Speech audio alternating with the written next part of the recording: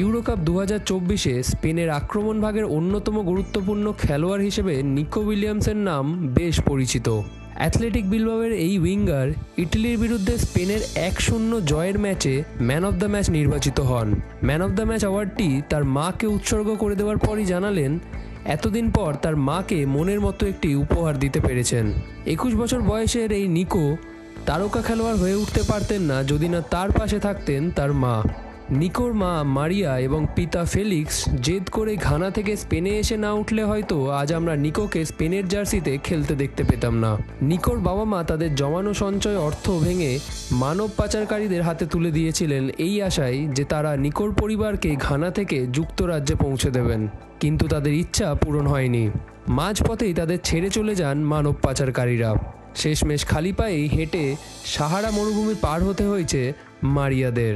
অবশেষে স্পেনে এসে পৌঁছালেও স্পেনের এক পুরোহিত তাদের আশ্রয় দিলেও শেষ পর্যন্ত বেনামিভাবে অন্য দেশে আশ্রয় নেওয়ার কারণে পুলিশের হাতে গ্রেপ্তার হন তারা। তবে স্পেনীয় আইনজীবী ও পুরোহিতের সাহায্যে স্পেনের নাগরিকত্ব পান নিকোর পরিবার। তারপরই জন্ম হয় নিকোর দাদা ইনাকি উইলিয়ামস, যিনি নিকোর সাথেই এখন অ্যাথলেটিক বিলবাও ক্লাবে খেললেও আন্তর্জাতিক পর্যায়ে খেলেন ঘানার জার্সিতে।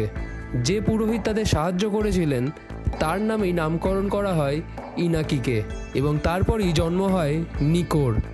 তবে তাদের বাবা ফেলিক্স কাজের সন্ধানে যুক্তরাজ্যে চলে যান, তাই নিকোর থেকে 8 বছরের বড় ইনাকি দায়িত্ব পালন করেন নিকোকে বড় করে তোলার। স্কুল নিয়ে যাওয়া থেকে ব্রেকফাস্ট বানিয়ে দেওয়া সব কিছুতেই সাহায্য করতেন ইনাকি। তারপরই শুরু হয় দুজনের ফুটবলার হয়ে ওঠার গল্প। স্পেনের জাতীয় দলে একসাথে সুযোগও পেয়েছিলেন নিকো এবং ইনাকি। স্পেনের ক্লাব অ্যাথলেটিক বিলবাওয়ের হয়ে এখনও দুজন একসাথেই খেলেন।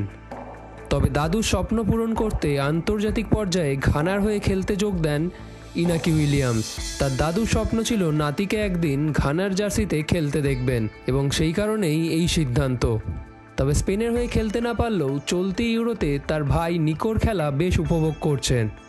ইটালির বিরুদ্ধে নিকোর অসাধারণ পারফরমেন্স দেওয়ার পর সোশ্যাল মিডিয়ায় ইনাকি একটি টুইটও করেছেন এবং লিখেছেন যে পিওর সিনেমা স্টার বয়, যার অর্থ নিকো তুমি একজন তারকা, তোমার খেলা চলচ্চিত্রের মতো।